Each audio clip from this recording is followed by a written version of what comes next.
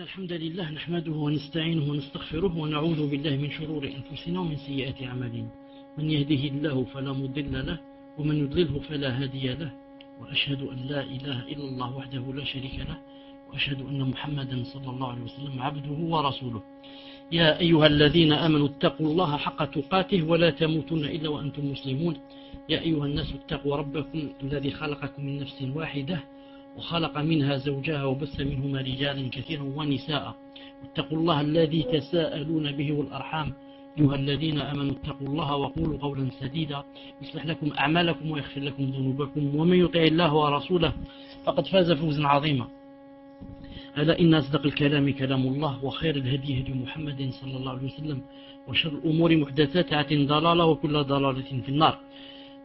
أخونا الغرباء et les autres, jazakumullahu khayran pour les efforts que ceux qui m'aident dans le salon m'aident et ceux qui assistent font aussi des jeudis 14 Jumada de 1429, ce qui concorde avec le 18 juin 2008 bi'idnillahi azza wa jalla. C'est pour ça qu'Inch'Allah ta'ala le ghuraba les prochaines fois essaye de commencer par l'arabe, Inch'Allah ta'ala, par les gires, car je commence avec les gires pour ne pas me tromper. Donc nous sommes Inch'Allah ta'ala au dernier chapitre, chapitre 10, le comportement de la musulmane vis-à-vis de sa société. Bismillahirrahmanirrahim. Introduction. À l'instar de l'homme, la femme musulmane est chargée d'accomplir une mission noble dans la vie. C'est quoi? Adorer Allah Azza wa Jal et instaurer sa religion sur terre, dans ça, de manière influente et efficace, tant que ses aptitudes et ses conditions familiales le lui permettront. Elle est appelée à être en contact avec ses semblables et à se comporter avec elles conformément aux valeurs de l'islam. La sœur, la musulmane, là où elle se trouve, elle doit consacrer ses actes et ses propos à l'orientation des autres femmes. Ainsi, elle devient effectivement une source de rayonnement capable d'éclairer sa société grâce aux principes de l'islam. Naam. Vous avez remarqué ici ce qu'il a dit? Il a dit que, dans ce cadre, la musulmane est appelée à assumer son rôle social de manière influente et efficace. Avant cela, il a dit, la femme musulmane,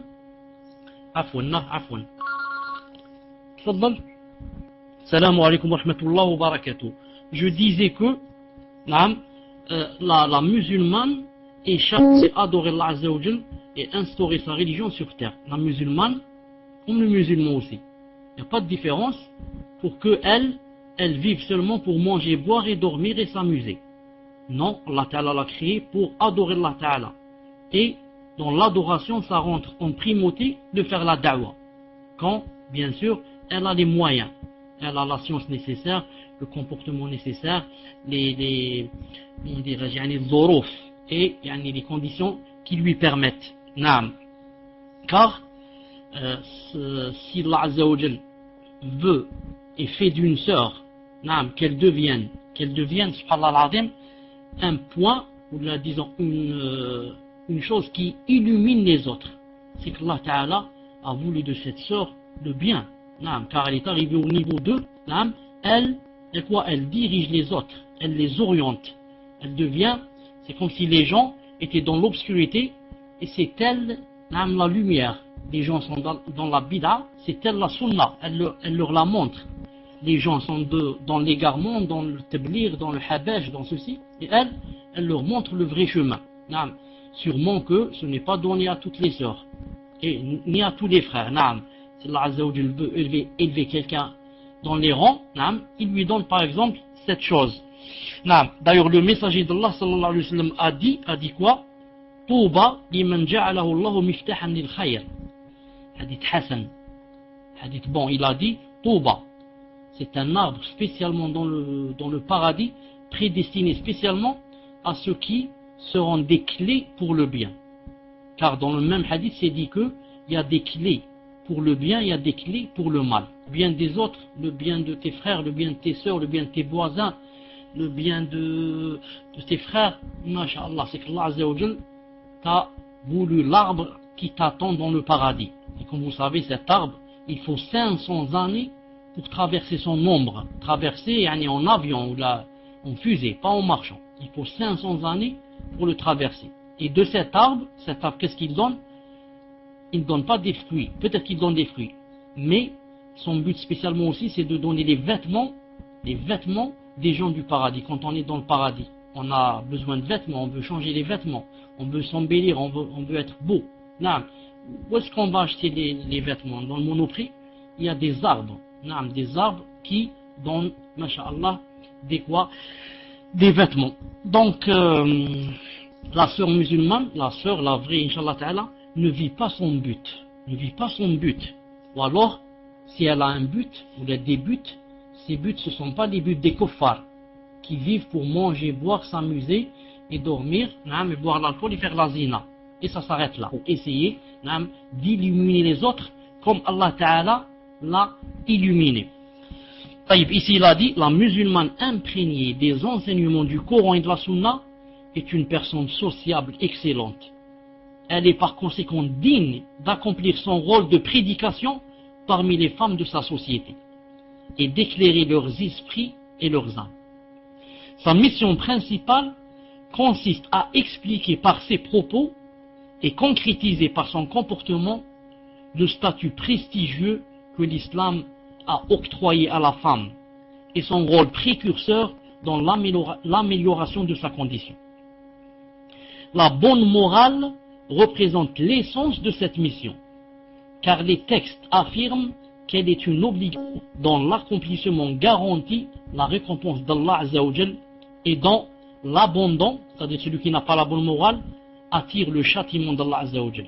Ce n'est donc qu'en acquérant une morale saine et noble que la femme réussit à devenir une femme modèle, une femme sociable, dont les qualités distinctives sont la sincérité, la piété et la bonté. Une musulmane consciente des principes de sa religion se distingue dans les assemblées féminines par son observance des valeurs islamiques. Par les valeurs islamiques et le bon comportement aussi, se distingue dans les assemblées féminines. Elle n'est pas là seulement avec ses sœurs pour plaisanter et rire et dire tape 5, on tape 5. Non, mais elle a surtout les sœurs pour que je les aide. De quelle information manque-t-elle pour que je leur donne, ou bien je leur corrige un mauvais comportement, ou bien je corrige un déviement, ou bien je donne une nasiha, ou bien j'encourage. Subhanallah al-Azim, tu étais avec le hijab, et maintenant, masha'Allah, tu es avec le jilbab. Je l'encourage, je lui dis, masha'Allah, ma soeur, qu'Allah Azza wa Jal te préserve, qu'Allah Azza wa Jal multiplie de ton genre. Et comme ça. Elle est très remarquée, la sœur, dans les assemblées féminines. Elle ne forme pas comme ça, au point où on peut ne pas la remarquer. Mais elle est là, masha'Allah, avec sa sincérité, sa piété, sa science. Et elle fait ça pour Allah. Ce n'est pas pour se montrer et pour qu'on la montre du doigt et pour qu'on parle d'elle quand elle est absente. Jamais. Si elles sont cela, il vaut mieux qu'elles se taisent. Mais elle le fait pour Allah Azza wa Jal.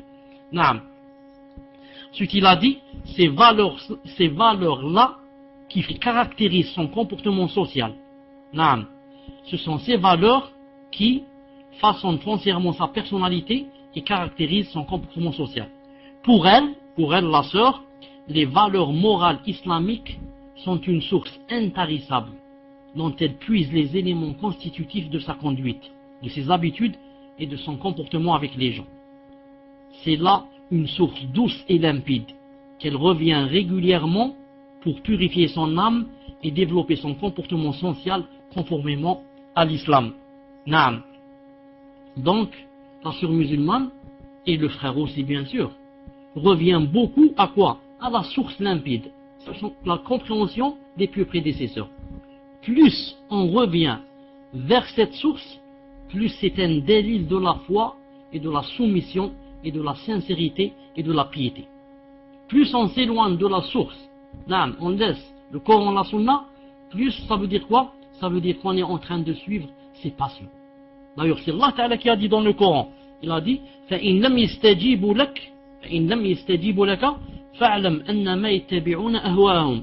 C'est un verset dans Sourate Al-Qasas. Ça donne en français à peu près. S'ils ne te répondent pas, s'ils ne te suivent pas, quand tu leur demandes de te suivre, quand tu leur montres des choses, etc., s'ils n'appliquent pas, alors sache que quoi? Qu'ils sont en train de suivre leur passion. Quiconque fait une chose, sans avoir demandé et vu si ça se faisait dans le Coran et la Sunna, ça veut dire que quoi? Il est en train de suivre ses passions. Si tu pouvais, ils ont dit comme ça, je crois que c'est Ahmed ibn Hanbal rahimahullah qui a dit ça. Il a dit, si tu pouvais, avant de te gratter les cheveux, voir dans le Coran et la Sunna s'il y a un dalil, cherche-le. Si on pouvait, on faisait pas un pas, on fait pas un pas avant de voir dans le Coran et la Sunna si ce pas doit se faire ou ne doit pas se faire. Il a dit ici, une vraie musulmane doit se distinguer par sa bonne conduite, ses sentiments nobles, sa modestie, sa gentillesse, sa courtoisie et son amabilité.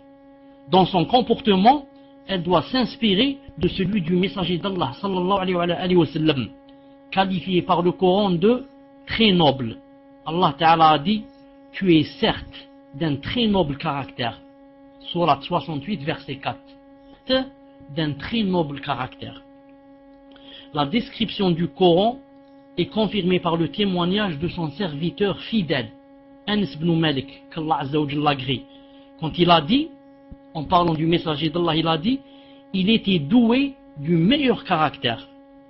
Hadith rapporté par Bukhari, qui était le compagnon qui passait le plus de temps avec le messager d'Allah sallallahu alayhi wa sallam, avait constaté que son comportement était d'une noblesse qu'aucun autre humain ne peut atteindre.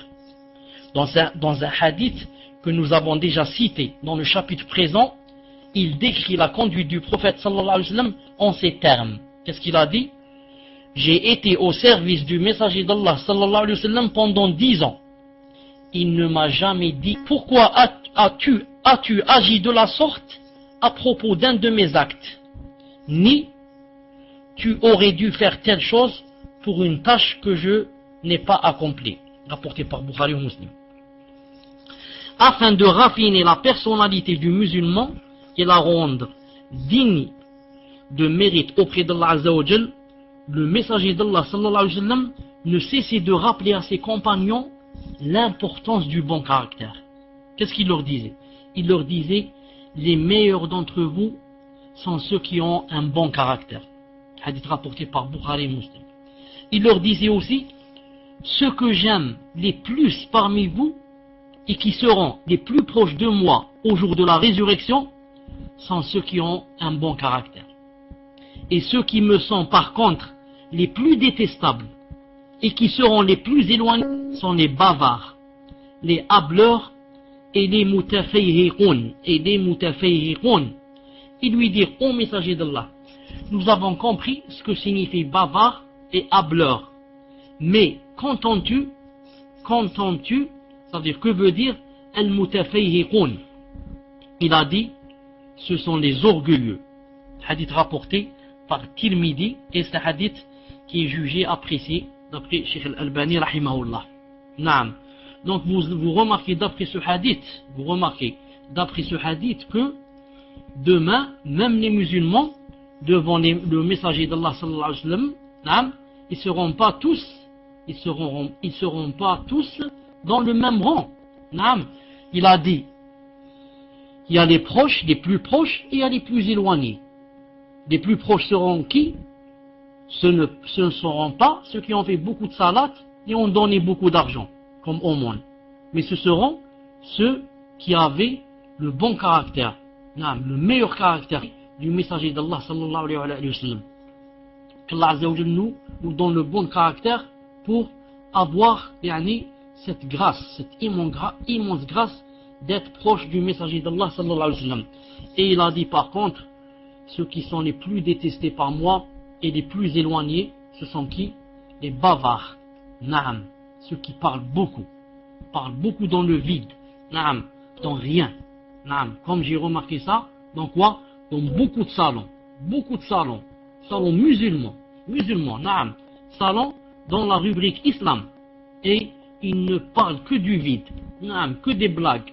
Que ceci, cela, yani des choses qui ne rapprochent en rien Allah Azza wa Jal. Il y a des salons où tu restes, une année tu n'apprends pas un hadith, un seul. Naam. Donc, ce sont des tashaddiqoun. Ce sont ceux qui, lorsqu'ils parlent, naam, ne donnent pas d'importance à ce qu'ils disent. C'est pourquoi ils peuvent dire n'importe quoi. Naam. Ils ne se surveillent pas de ce qu'ils disent. C'est pour ça qu'ils peuvent dire n'importe quoi. Dans une autre version, dans une autre explication, il est dit que ce sont ceux qui, lorsqu'ils parlent, offensent les gens qui les entendent, les offensent en faisant des gestes de la bouche. De la bouche. Naam. Et troisièmement, qui sera loin de lui, sallallahu alayhi wa sallam, les orgueilleux.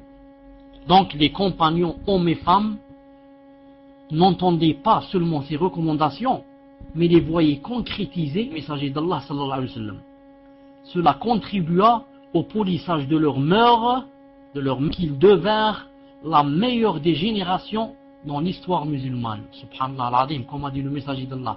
Khayrun nas, naam, khayrun nas qarni. Les meilleurs des gens, c'est qui? C'est, comme il a dit, qarni. Naam, mon siècle. Subhanallah al-Azim. On rapporte que Anas ibn Malik radiyallahu ta'ala anhu a dit, le prophète sallallahu alayhi wa sallam était très bienveillant. Nul ne venait le voir en cas de besoin sans qu'il lui promette de l'aider et sans qu'il tienne promesse quand il possédait de quoi subvenir à ce besoin. Une fois, alors qu'il s'apprêtait à accomplir la prière, un bédouin le saisit par son vêtement et lui dit « Mais je crains de l'oublier si je ne te l'adresse pas maintenant. » Alors le messager d'Allah sallallahu alayhi wa sallam, qui était sur le point d'accomplir la prière, se leva et l'accompagna, puis quand l'homme lui fit part de sa requête, il retourna accomplir sa prière. Regarde, subhanallah al-azim, il a retardé sa prière et en même temps il fait retarder les musulmans qui sont avec lui à cause de ne pas blesser. Il a fait semblant de ne pas m'entendre, ou bien il ne m'a pas calculé, ou bien ceci ou bien cela. Regardez le comportement du messager d'Allah sallallahu alayhi wa sallam. Il va chez lui, l'écoute, lui promet et revient pour faire la salat bi'idna azza wa jal. Ainsi, le comportement indélicat de ce bédouin ne gêna nullement le prophète sallallahu alayhi wa sallam. Il était pourtant sur le point d'entamer sa prière. Pour l'humanité, il fit montre de patience en ne manifestant aucun signe d'agacement vis-à-vis de l'homme. Et mieux encore, il reporta sa prière pour l'écouter. Par cette attitude, le messager d'Allah sallallahu alayhi wa sallam enseigne à tout musulman comment se comporter avec son prochain. Car c'est en observant ces règles de conduite que la société acquiert les bonnes mœurs. Ensuite, il a dit, si chez les non-musulmans, chez les kuffars, l'éducation bonne et saine est l'unique origine des bonnes mœurs, chez les musulmans, c'est plutôt le caractère religieux des règles morales qui contribuent à les enraciner dans leur société. Naam. Car pour un musulman, le bon caractère est une attitude dictée par la religion et par conséquent, elle est liée à la récompense d'Allah Azza wa Jal dans la vie future. Mieux encore, le bon comportement, le bon caractère est l'acte salvateur qui aura le plus de poids le jour de l'Islam, au jour de la résurrection. Aucune œuvre, aucune action ne sera plus pesante dans la balance du croyant que le bon caractère. Car Allah, exalté soit-il, déteste celui qui est grossier et impudique. Naam. Voir Sahih al-Jami' de Sheikh al-Albani rahimahullah 1877. Inna Allah yubridu al-fahish al-mutafahish. Naam. Donc vous remarquez que l'une des grandes différences entre le musulman et le kafir a aussi un bon caractère. Vous avez remarqué. Il est poli, il est respectueux. Mais quelle est la différence entre lui et nous? Lui, il fait ça, naam, par respect pour autrui.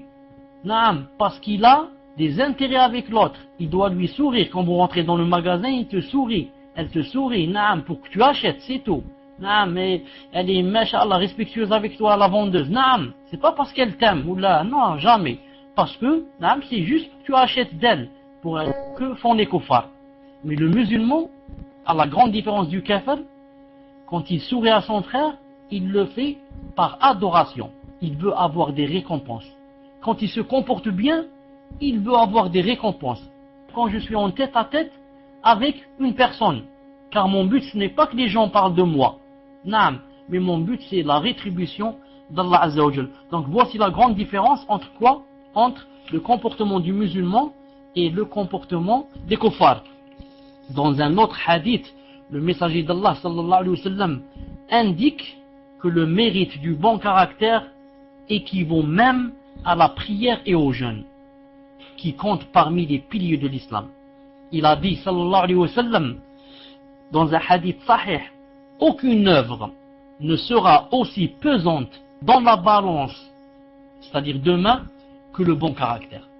Le bon caractère permet à celui qui l'observe d'atteindre le rang de celui qui jeûne, à part le ramadan, et accomplit la prière surrogatoire, fréquemment. Grâce au bon caractère, le serviteur atteint le rang de celui qui observe le jeûne surrogatoire et accomplit la prière nocturne. Allahu Akbar. 798. Le caractère vertueux a une telle importance dans l'islam qu'il le considère comme l'un des signes de la parfaite foi et l'un des acquis humains dans la récompense et l'amour accordé par Allah.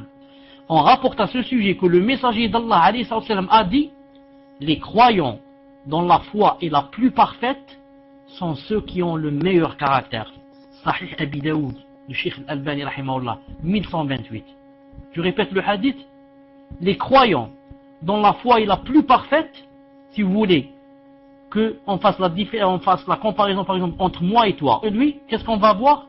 On va pas voir s'il fait beaucoup plus que moi de prière ou donne beaucoup plus de moi d'aumône, mais on va voir qui de nous a le meilleur caractère. Naam, c'est celui-là qui a plus de foi que l'autre. Allahu Akbar.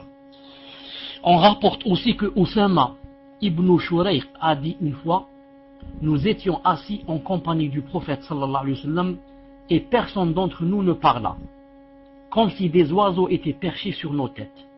Des gens vinrent alors voir le messager d'Allah et lui dire: lequel parmi les serviteurs est le plus aimé par Allah? Écoutez cette question, écoutez la réponse. Écoutez la question. Lequel parmi les serviteurs est le plus aimé par Allah? Réponse: celui qui a le meilleur caractère et celui qui est le plus aimé par Allah.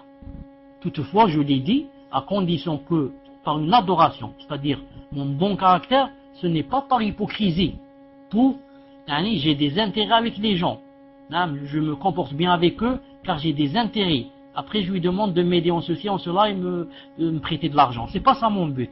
Le bon caractère, je l'ai pris du Coran et de la Sunna. J'applique le Coran et j'imite le messager d'Allah sallallahu alayhi wa sallam. Je veux les ajr, je veux les récompenses demain quand je rencontre Allah Ta'ala. Dans ce cas, on devient le meilleur parmi les gens. D'ailleurs, lors de ces invocations, ces du'as, le prophète sallallahu alayhi wa sallam avait l'habitude de dire: oh Allah, de même que tu as embelli mon corps, embelli mon caractère. Hadith, rapporté par Ahmed ibn Hanbal, volume 1, page 403, ces transmetteurs figurent parmi ceux admis par Bukhari et Muslim. Cheikh Al-Albani a dit Hassan ou Sahih. Que disait le messager d'Allah dans ses doigts? Ton corps embellit mon caractère. Et si vous vous rappelez, j'ai dit la fois passée que ça ne se disait pas devant un miroir. Quand beaucoup de gens se trompent, ils disent cette doua dans un miroir. Mais on le dit en général. Quand on fait des doigts, on dit dans le sujoud, on dit, quand on fait des doigts, on n'oublie pas ce doigt. Allah Azza wa Jal, mon caractère. Car le plus important, c'est quoi? C'est le caractère. Je peux être Miss Monde, Miss Monde, et rentrer éternellement en enfer. Et je peux être le plus moche, quand on me voit dans la rue, on tourne la tête. On dit celui-là, c'est un chimpanzé. Naam, le plus moche, et malgré cela, je serai parmi les messagers et les vertueux et les martyrs demain dans le paradis. Naam, il est possible. L'essentiel, c'est pas quoi? C'est pas le corps. C'est quoi? C'est le caractère. C'est le caractère. Naam. Le bon caractère est une attitude qui englobe toutes les valeurs morales, naam, qui contribuent au raffinement et à l'ennoblissement du comportement humain, tels que la pudeur, l'indulgence, la magnanimité, la bienveillance, la tolérance, la véracité, la loyauté, l'honnêteté, la droiture, la pureté d'âme, le bon accueil, etc. Naam. Deuxièmement, elle est véridique. Deuxièmement, elle est véridique. Vous écrivez le temps que je me repose un peu. Al-Ghuraba, vous êtes avec moi? Alhamdulillah. La femme musulmane est véridique. Naam. Attendez une seconde, j'ai oublié une chose. La femme musulmane est véridique avec tout le monde. Car les principes de l'islam lui apprennent que la véracité représente le sommet de la bonne morale et que le mensonge est à l'origine de tous les vices et de tous les méfaits.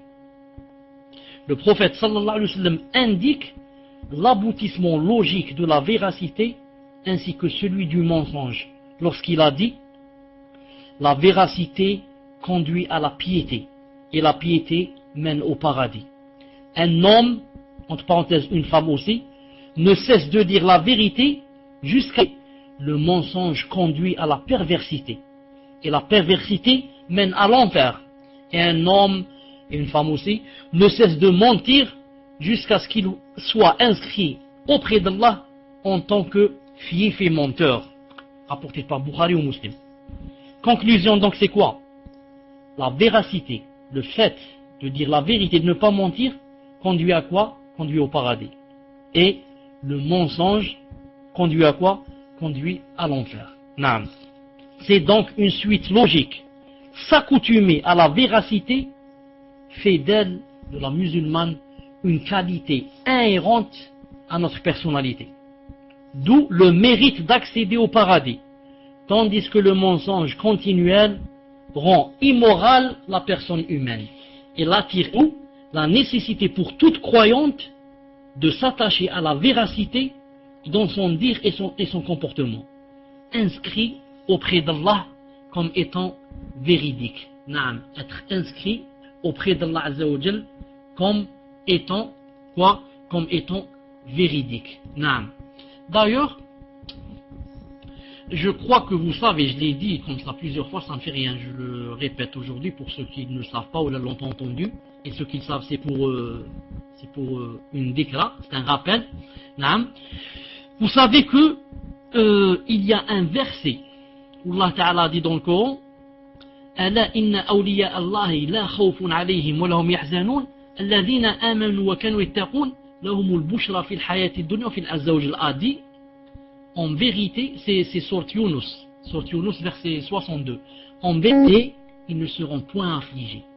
Qui sont les bien-aimés? Il a dit, ceux qui croient en Allah et le craignent. Alors qu'est-ce qu'ils ont comme récompense? Ils ont comme récompense ici une bonne annonce. Et comme ils ont une récompense dans l'au-delà. Dans l'au-delà, bien sûr, c'est quoi? C'est le paradis. Mais c'est quoi ici la bonne annonce? Le messager d'Allah l'a montré, il a dit: ils auront le songe authentique, le vrai songe. Le rêve, quand ils font des rêves, de temps en temps, Allah Azza wa Jalla leur donne quoi? Il leur donne le songe véridique. Le songe véridique. De voir le messager d'Allah, de voir les compagnons, de voir l'imam Malik, l'imam Ahmed, de voir Sheikh bin Uthaymin, et comme ça. Des songes authentiques. Taïb, ce songe authentique, pour qu'il vienne, quelle est l'une de ces conditions? L'une de ces conditions, comme a dit Hadithan, il a dit, le messager d'Allah a dit, plus une personne est véridique quand elle parle et ne ment pas, plus elle va voir des songes véridiques. C'est-à-dire que toute personne qui a l'habitude de mentir, c'est pas la peine qu'elle attende qu'elle voie des songes véridiques. C'est pas la peine. C'est une des conditions. Une des conditions d'avoir des songes véridiques, pour que Allah Ta'ala te donne des songes véridiques, c'est d'être des personnes qui ne mentent pas. Ou alors, du moins, qui ne mentent que comme ça arrive à tout le monde, de le faire une fois ou deux fois dans sa vie ou là. Sinon, ce sont des gens qui ne sont pas connus pour être des menteurs. Ceux-là, Allah Ta'ala leur donne le songe véridique. Témoignage. Troisièmement, elle ne porte jamais de faux témoignages. Taïb, est-ce que vous m'entendez maintenant? Alhamdulillah. Une musulmane imprégnée des principes nobles de l'islam évite l'imposture. Elle ne porte jamais de faux témoignages. Écartez-vous de la parole d'imposture. 22-30. Écartez-vous de la parole d'imposture. Quand je dis 22-30, à chaque fois que le premier numéro c'est la sourate, la deuxième c'est le verset, c'est toujours comme ça. Donc, hormis le fait qu'il soit interdit par l'islam, hormis le fait que le faux témoignage est interdit par l'islam, le faux témoignage est un acte qui entache l'honneur et l'honnêteté de celui qui le commet.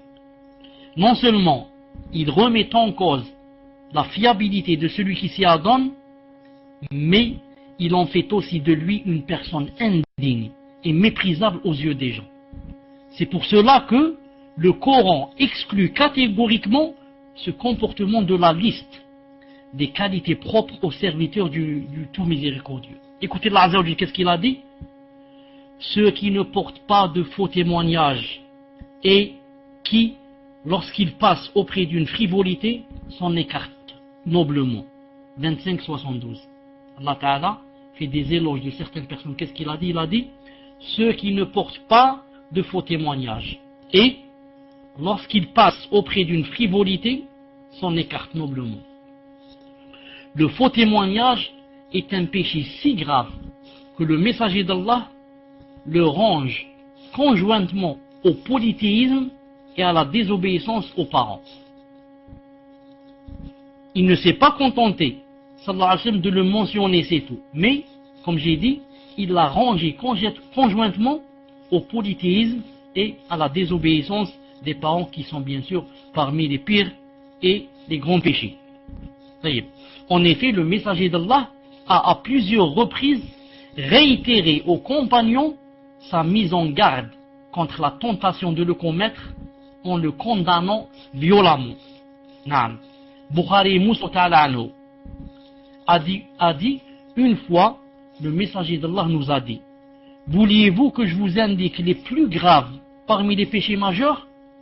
Nous répondîmes: certes oui, au messager d'Allah. Il nous dit alors: ce sont l'attribution d'associés à Allah Azza wa Jal et la maltraitance des pères et des mères. Il a dit cela en étant accoudé. Puis, s'asseyant, il rajouta: évitez surtout le faux témoignage. Il ne cessa pas, dit Abu Bakrata, de répéter cela au point que nous dîmes: ah, s'il mettait fin à ses propos, ah, s'il se taisait, tellement il répétait: évitez surtout le faux témoignage, évitez surtout le faux témoignage. Quatrièmement, elle est conseillère.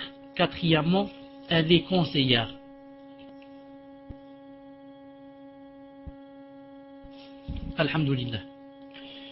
Une musulmane pieuse et consciencieuse ne se contente pas de purifier sa personne des mauvais caractères. Elle fait de son mieux pour manifester sa loyauté à ses connaissances parmi les femmes égarées, en leur portant conseil.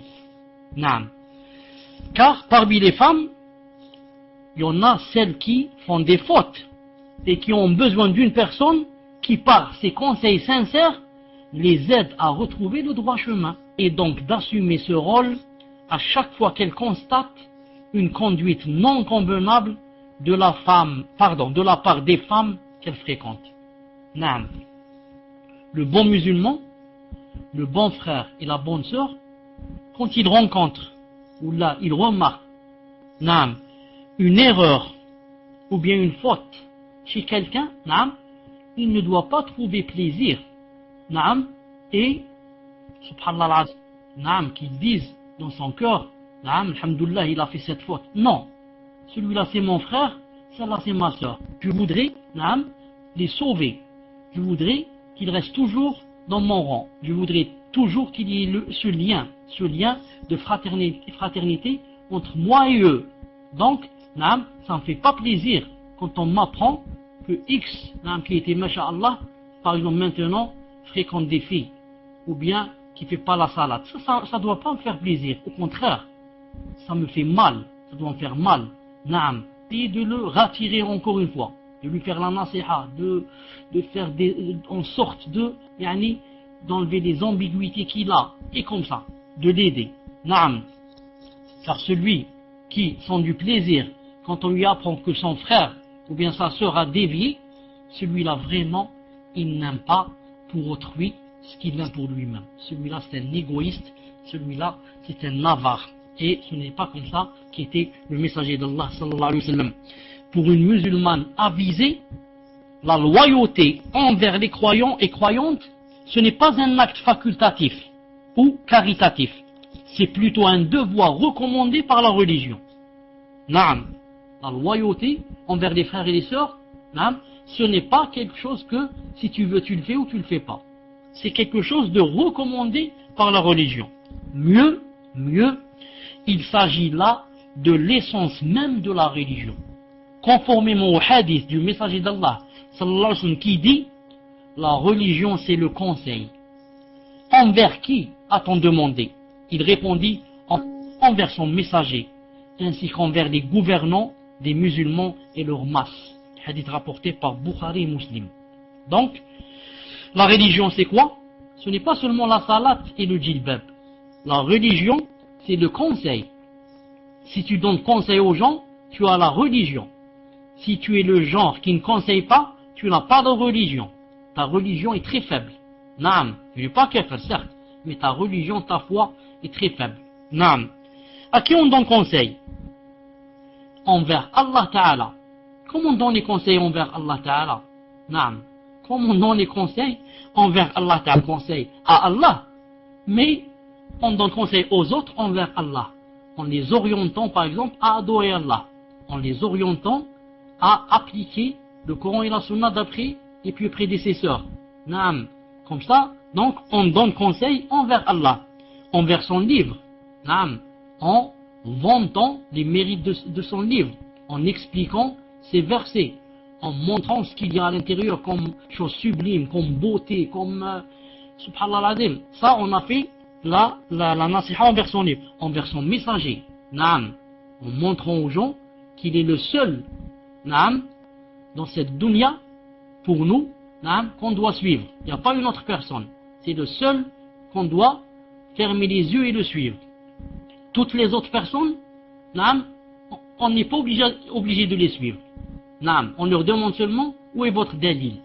Naam. Sinon, il n'y a que le messager de Allah, on lui obéit, naam, aveuglément. Naam. Et on doit l'aimer plus que toute personne. Ensuite, la nasiha envers les gouvernants. Naam, les gouvernants musulmans. C'est comment la nasiha envers eux? En ne pas les combattant. Naam. En les suivant lorsque ils ne nous ordonnent pas de faire des péchés. Naam. Suivre le gouvernant, obéir au gouvernant musulman est une adoration pour le salafi.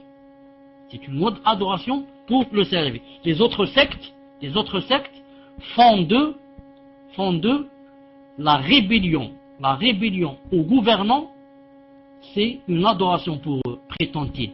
Ils disent, quand tu as des bombes, quand tu fais des bombes, quand tu tues des gens, quand tu tues les policiers, ils disent ça, c'est une adoration, Allah Ta'ala va t'aimer. Nous, Inch'Allah Ta'ala, on fait de l'obéissance au gouverneur musulman une adoration. On espère avoir des récompenses. Le messager d'Allah a dit, tu l'écoutes et tu obéis, même s'il frappe ton dos et prend tes biens. Hadith dans Sahih Muslim. Écoutez le hadith, où est-ce qu'il se trouve? Dans Sahih Muslim. le messager d'Allah a dit, tu obéis au gouverneur musulman. Même si quoi? Même s'il frappe ton dos. Il t'emprisonne et il te fouette. Et te prend tes biens, pardon. Il te prend tes biens, ton argent, ta voiture et ta villa. Et il le donne à ses enfants à lui et à sa femme. Naam, qu'est-ce que tu dis? Tu écoutes et tu obéis. Et tu demandes à Allah Ta'ala qu'il te récompense demain quand tu vas le rencontrer. Car demain quand tu vas rencontrer, sûrement que cette chose, tu auras de grandes récompenses. Naam. Car tu as obéi au messager d'Allah. Sinon, c'est très facile de faire comme les takfiriyin. Les takfiriyin, c'est très facile d'aller acheter un revolver dans un ministère, devant un policier, et de tuer 3 ou 4 policiers. C'est très facile. Mais obéir au messager d'Allah, c'est difficile pour les takfiriyin. C'est pour ça que une personne a dit au cher frère Abdel Malik Ramadani Hafidahullah, quand il était en Angleterre, il était là-bas pour la da'wah, quelqu'un lui a dit qu'il a entendu une personne dire, moi je ne suis pas prêt de suivre un message et un prophète qui rend mon âme, qui rend mon nafs à bas marché, qui me dit, c'est-à-dire d'obéir au gouverneur, d'obéir aux pervers, d'obéir à ceux qui boivent de l'alcool, etc. Il a dit, moi je ne suis pas prêt pour suivre un messager pareil. Allahu Akbar. Kalimatu kufr, kalimatu kufr, kalimatu kufr. Il a dit de la mécréance. Cette personne a dit de la mécréance. Si cette personne meurt comme ça, c'est très grave pour elle. C'est très grave pour elle. Naam. Quatrièmement, attendez, je vois où je suis, attendez, c'était à une importance religieuse, comme cela que les compagnons, radiyallahu ta'ala anhum, prêtaient au messager d'Allah, sallallahu alayhi wa sallam, et qu'ils s'engageaient à observer au même titre que la loyauté, ça a été cité conjointement avec les piliers, c'est-à-dire que quand les compagnons allaient faire l'allégeance, l'allégeance au messager d'Allah, ils leur demandaient quoi? Entre autres, d'être loyaux. Vous allez entendre ça, Inch'Allah Ta'ala. On rapporte à ce sujet que Jarir ibn Abdullah, qu'Allah Ta'ala l'agrée, a dit, j'ai prêté serment d'allégeance au messager d'Allah sallallahu alayhi wa sallam. En faisant quoi? En m'engageant à quoi? En m'engageant à accomplir la prière, premièrement, m'acquitter de l'aumône légale, deuxièmement, et prodiguer conseil à tout musulman, rapporté par Bukhari ou Muslim. Donc vous avez entendu, prodiguer conseil aux musulmans, c'est rentrer dans quoi? Dans les sermons d'allégeance. Allahu Akbar. Le messager d'Allah, quand il te fait le serment d'allégeance, c'est quelque chose de vraiment, c'est pas quelque chose de simple. Donc il ne va pas te demander de faire un serment pour des futilités. Fais un serment que tu ne vas pas manger beaucoup. Fais un serment que tu ne dors pas beaucoup. Non, des choses vraiment importantes. La prière, l'aumône, entre autres quoi? Entre autres, de donner conseil à tout musulman. Subhanallah, ça rentre dans les choses vraiment importantes. Dans le hadith précédent, le messager d'Allah sallallahu alayhi wa sallam a résumé l'islam en un seul mot, la loyauté, confirmant ainsi l'importance de cette qualité.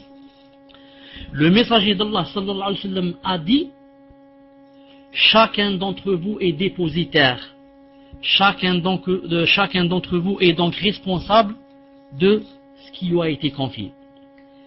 L'imam, c'est-à-dire le gouverneur, est dépositaire et il est responsable des sujets confiés à sa gouvernance. L'homme est dépositaire de sa famille et il en est responsable. La femme est dépositaire du foyer de son époux, elle en est responsable. Le serviteur est dépositaire des biens de son maître et il en est responsable. Ainsi, chacun d'entre vous est dépositaire et chacun d'entre vous est donc responsable de ce qui lui a été confié. Hadith rapporté par Bukhari et Muslim. Naam. Cinquièmement, et j'arrête ici, Inch'Allah Ta'ala, elle indique le bien aux autres. Vous écrivez cinquièmement, elle indique le bien aux autres. Pieuse dont l'âme a été purifiée et l'égoïsme une musulmane pieuse dont l'âme a été purifiée de l'égoïsme et du penchant pour l'ostentation, l'ostentation, indique le bien aux autres pour qu'ils en bénéficient. Non.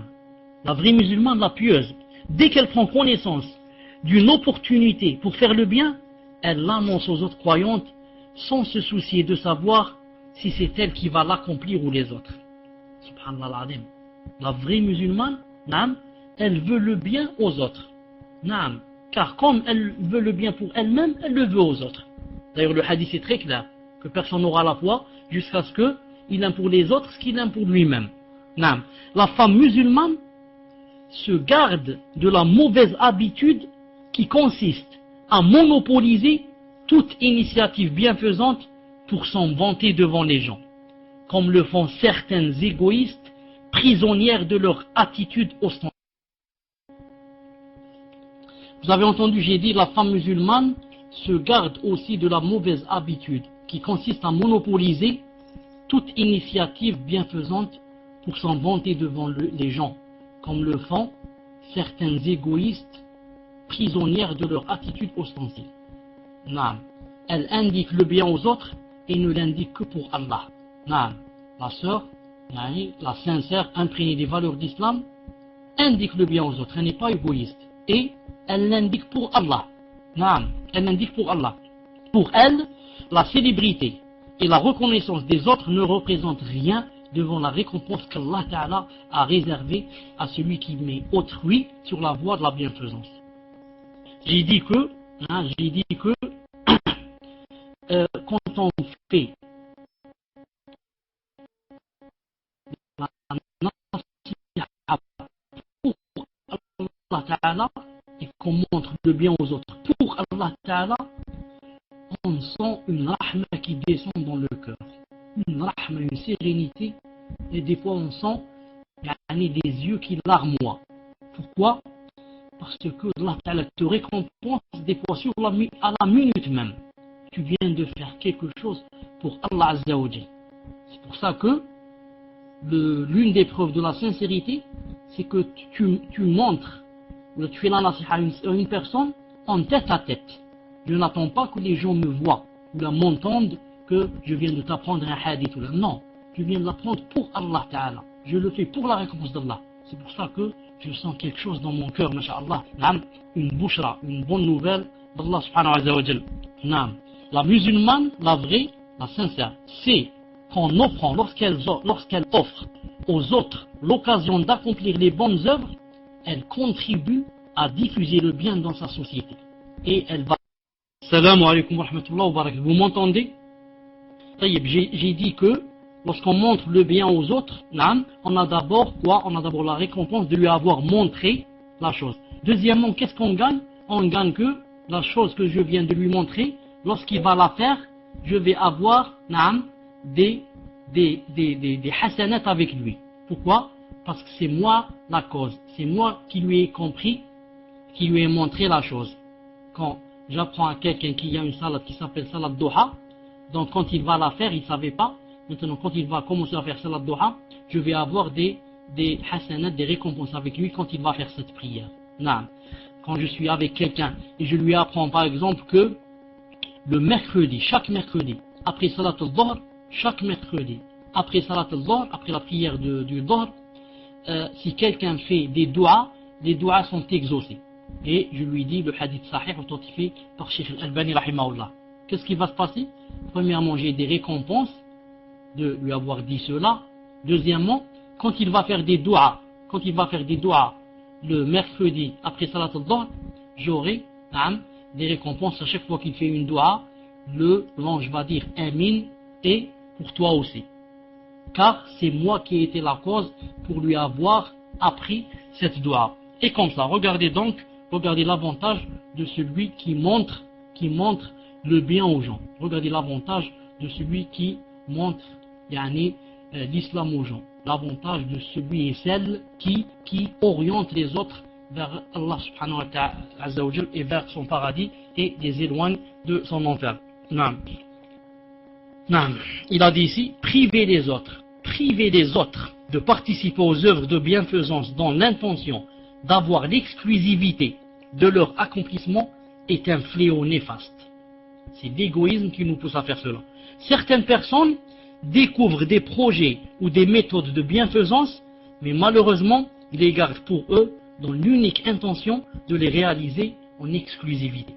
Or, la vie est limitée, tout comme les capacités individuelles. Cela implique que ces projets, ô combien bénéfiques pour la société, disparaissent souvent avec la disparition des gens. Donc, agir de la sorte est un méfait à l'encontre de soi-même avant de l'être à l'encontre de la société.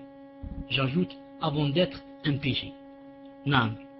Les musulmanes et les musulmans qui aspirent à l'agrément d'Allah Azza wa Jal seraient cependant exempts de ce fléau, car leur religion leur a enseigné qu'indiquer le bien à autrui à son auteur. Naam. Voilà, Inch'Allah Ta'ala, j'ai terminé bi'idna Azza wa Jal pour aujourd'hui.